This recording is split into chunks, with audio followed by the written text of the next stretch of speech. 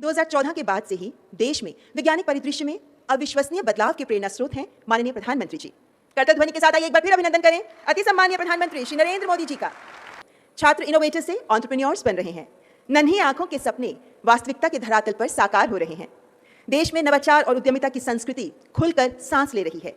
आत्मनिर्भर भारत के मंत्र पर चलते हुए नवीन प्रौद्योगिकी और नवाचार के साथ 2047 तक विकसित राष्ट्र की परिकल्पना को साकार करने की ओर अग्रसर है भारत देश। इसलिए नेशनल टेक्नोलॉजी वीक का विषय है school to startups, igniting young minds to innovate. देवी और सज्जनों, 1998 में पोखरण परमाणु परीक्षण के बाद भारत द्वारा नेशनल टेक्नोलॉजी डे मनाना शुरू किया गया। इन 25 वर्षों के सफर को चिन्हित करते हुए आज एक डाक टिकट और सिक्का जारी किया जाएगा। मैं माननीय प्रधानमंत्री जी से सादर अनुरोध करती हूं कि पहले अपने कर कमलों द्वारा डाक टिकट का विमोचन एल्बम द्वारा करें।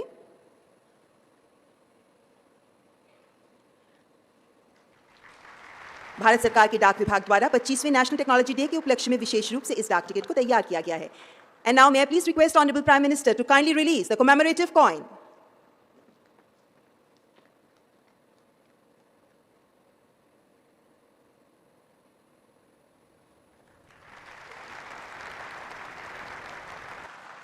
साथियों, आज इस अवसर पर कई फ्यूचरिस्टिक इनिशिएटिव्स का लोकार्पण और शिलान्यास भी हुआ है। मुंबई में national hadron beam therapy facility पर रेडियोलॉजिकल रिसर्च सेंटर हो, विशाखापट्टनम से के बार्क कैंपस में rare earth permanent magnet plant हो, मुंबई की फ्यूजन मौली 99 प्रोडक्शन फैसिलिटी हो, या विभिन्न शहरों के कैंसर हॉस्पिटल हो, ये सभी संस्थान न्यूक्लियर टेक्नोलॉजी की मदद से मानवता की और भारत की प्रगति को गति देंगे। आज Tata institute of fundamental research और laser interferometer gravitation wave observatory LIGO India का शिलान्यास भी हुआ है। लाइगो 21वीं सदी के सबसे बेहतरीन साइंस एंड टेक्नोलॉजी इनिशिएटिव में से एक है। दुनिया में गिने चुने देशों के पास ही इस तरह की ऑब्जर्वेटरी आज है। भारत के स्टूडेंट्स और साइंटिस्ट के लिए ये ऑब्जर्वेटरी आधुनिक रिसर्च के नए अवसर लेकर आ रही है। हमारे सामने 2047 के स्पष्ट लक्ष्य हैं। हमें देश को विकसित बनाना है, हमें देश को आत्मनिर्भर बनाना है। भारत की इकोनॉमिक ग्रोथ हो, सस्टेनेबल डेवलपमेंट गोल हो, या फिर इनोवेशन के लिए एक इंक्लूसिव इकोसिस्टम का निर्माण करना हो, टेक्नोलॉजी कदम कदम पर हमारे लिए जरूरी है। और इसलिए आज भारत एक नई सोच के साथ 360 डिग्री होलिस्टिक अप्रोच के साथ इस क्षेत्र में आगे बढ़ रहा है। भारत टेक्नोलॉजी को अपना दबदबा कायम करने का माध्यम नहीं, बल्कि देश की प्रगति को गति देने का एक टूल मानता है। भारत के यंग माइंड्स को इनोवेशन की तरफ प्रेरित करने के लिए बीते 9 वर्षों में देश में एक मजबूत बुनियाद बन चुकी है। कुछ साल पहले शुरू की गई अटल टिंकरिंग लैब्स ATL आज देश की इनोवेशन नर्सरी बन रही है। आज देश के 35 राज्यों में 700 जिलों में 10,000 से ज्यादा अटल टिंकरिंग लैब्स बनाई जा चुकी है। और ऐसा नहीं है कि साइंस, टेक्नोलॉजी, इनोवेशन और इंक्यूबेशन का ये मिशन केवल बड़े शहरों तक सीमित है। करीब 60% अटल टिंकरिंग लैब्स सरकारी और ग्रामीण स्कूलों में खुली है। आप कल्पना कर सकते हैं कितनी बड़ी संख्या में बच्चों के लिए पढ़ाई के मायने बदल रहे हैं, वो इनोवेशन की तरह प्रेरित हो रहे हैं। आपको ये जानकर खुशी होगी कि आज अटल टिंकरिंग लैब में 75 लाख से ज्यादा स्टूडेंट्स 12 लाख से ज्यादा इनोवेशन प्रोजेक्ट्स पर जी जान से जुटे हुए हैं, काम कर रहे हैं। यानी आने वाले समय में लाखों जूनियर साइंटिस्ट स्कूलों से निकलकर देश के कोने कोने में पहुंचने वाले हैं। इनकी हैंड होल्डिंग करना, हर तरह से मदद करना, इनके आइडियाज को इम्प्लीमेंट करने में सहायता देना, ये हम सभी का बहुत बड़ा दायित्व है। आज सैकड़ों की संख्या में स्टार्टअप्स ऐसे हैं जिनका इंक्यूबेशन अटल इनोवेशन सेंटर्स में हुआ है। अटल टिंकरिंग लैब की ही तरह अटल इनोवेशन सेंटर्स AICs भी न्यू इंडिया के लेबोरेटरी बनकर उभर रहे हैं। आप देखिएगा, भारत के ये टिंकर प्रेन्योर्स, एंटरप्रेन्योर्स हम देखते थे, ये टिंकर प्रेन्योर्स हैं। कल ये लीडिंग एंटरप्रेन्योर्स बनने वाले हैं। 2014 के बाद से भारत ने जिस तरह साइंस और टेक्नोलॉजी पर जोर देना शुरू किया है, वो बड़े बदलावों का कारण बना है। हमने जो स्टार्टअप इंडिया अभियान शुरू किया, जो डिजिटल इंडिया अभियान शुरू किया, जो नेशनल एजुकेशन पॉलिसी बनाई, उसने भी टेक्नोलॉजी क्षेत्र में भारत की सफलता को नई ऊंचाई दी है। पहले जो साइंस केवल किताबों तक सीमित थी, वो अब एक्सपेरिमेंट से आगे बढ़कर ज्यादा से ज्यादा पेटेंट्स में बदल रही है।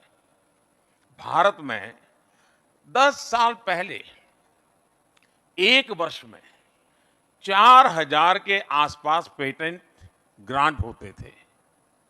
आज इनकी संख्या सालाना 30,000 से भी ज्यादा हो गई है। आज भारत ग्लोबल इनोवेशन इंडेक्स में 81 नंबर पे था, वहां से ऊपर उठ करके 40वें स्थान पर पहुंच चुका है। आज देश के युवा, हमारे स्टूडेंट्स अपने डिजिटल वेंचर्स खड़े कर रहे हैं, स्टार्टअप शुरू कर रहे हैं।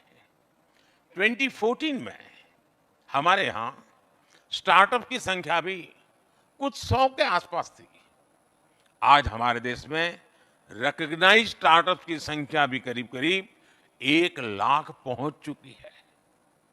आज भारत दुनिया का तीसरा सबसे बड़ा स्टार्टअप इकोसिस्टम है।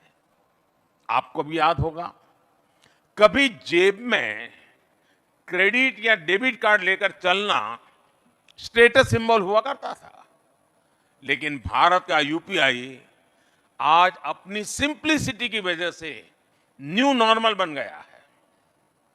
आज रेहड़ी पटरी वाले से लेकर रिक्शे वाले तक हर कोई डिजिटल पेमेंट का इस्तेमाल कर रहा है। आज भारत दुनिया के उन देशों में है जहां सबसे ज्यादा इंटरनेट डाटा इस्तेमाल होता है। ग्रामीण इलाकों में शहरी इलाकों की तुलना में इंटरनेट यूजर ज्यादा है।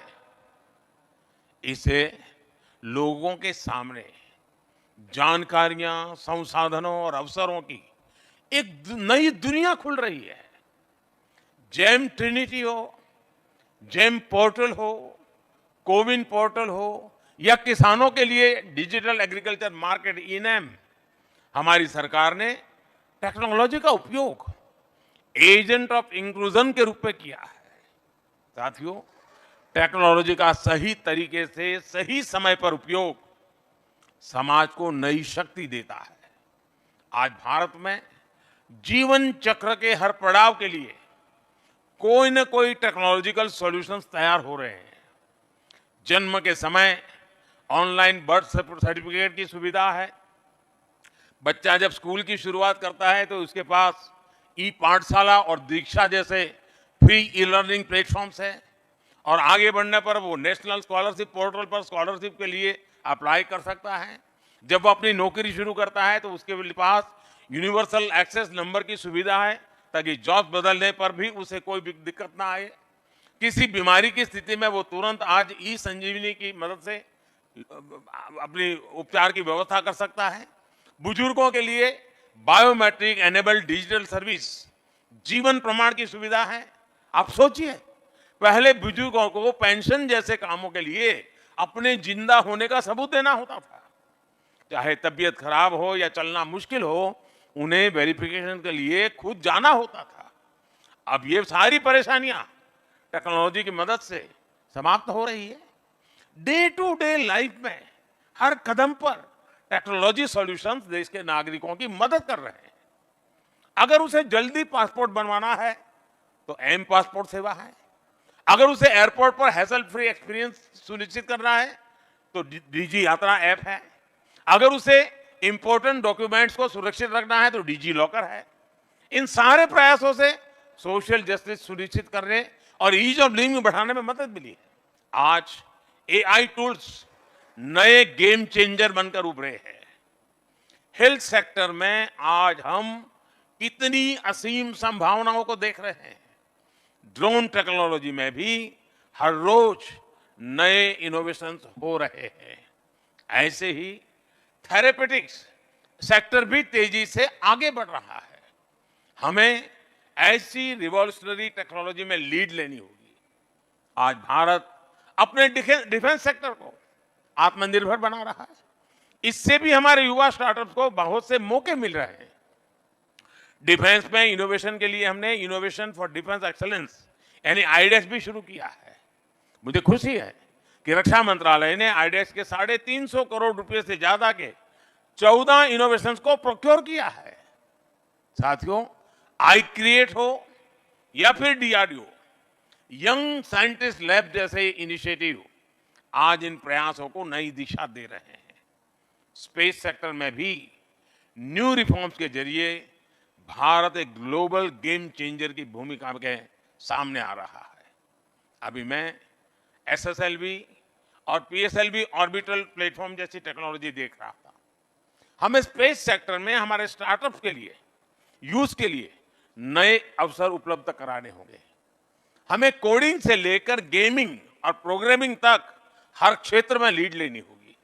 इस समय भारत सेमीकंडक्टर जैसे नए एवेन्यूज में भी अपनी मौजूदगी बढ़ा रहा है। पॉलिसी लेवल पर हम पीएलआई स्कीम जैसे इनिशिएटिव ले रहे हैं। इंडस्ट्री और इंस्टीट्यूशंस की जिम्मेदारी है कि इस फील्ड में टैलेंटेड यूथ्स को सपोर्ट करें। साथियों, आज इनोवेशन से लेकर सुरक्षा तक के लिए हैकेथॉन्स की एक बड़ी भूमिका है। सरकार इन्हें लगातार प्रमोट कर रही है। हमें हैकेथॉन कल्चर को आगे बढ़ाना होगा। स्टार्टअप्स को नए चैलेंजेस के लिए तैयार करना होगा। इन प्रतिभाओं की हैंड होल्डिंग हो, उन्हें आगे बढ़ने के लिए संघर्ष न करना पड़े, हमें इसके लिए एक फ्रेमवर्क तैयार करना होगा। खासकर अटल टिंकरिंग लैब से जो युवा निकल रहे हैं, उन्हें इन्वॉल्व रखने के लिए एक इंस्टीट्यूशनलाइज्ड सिस्टम होना चाहिए। क्या हम इसी तरह अलग अलग क्षेत्रों में देश की 100 लैब्स को चिन्हित कर सकते हैं जिन्हें यूथ ड्रिवन बनाया जाए। क्लीन एनर्जी और नेचुरल फार्मिंग जैसे क्षेत्रों में जहां देश का खास फोकस है, हमें रिसर्च और टेक्नोलॉजी को प्रमोट करना होगा। इसके लिए भी युवाओं को मिशन मोड में जोड़ना बहुत जरूरी है। मुझे भरोसा है नेशनल टेक्नोलॉजी वीक इन संभावनाओं को साकार करने में एक अहम भूमिका निभाएगा।